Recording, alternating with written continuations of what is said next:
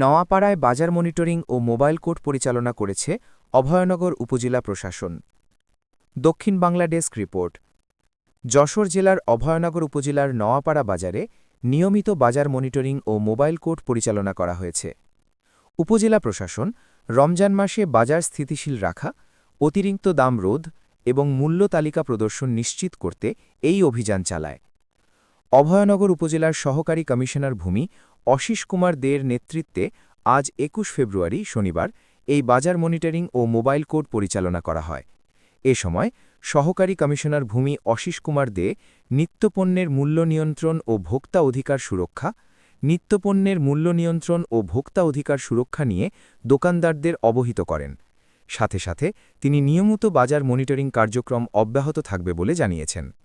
নিয়মিত বাজার মনিটরিং ও mobile court পরিচালনা করা হলে সাধারণ মানুষের স্বস্তি ফেরাতে গুরুত্বপূর্ণ ভূমিকা পালন করবে বলে জানিয়েছেন সাধারণ মানুষেরা। বাজার মনিটরিং ও মোবাইল কোর্ট পরিচালনার সময় অভয়নগর থানা পুলিশ ও পৌর কর্মকর্তারা উপস্থিত ছিলেন। সত্যের সন্ধানে দক্ষিণ বাংলা।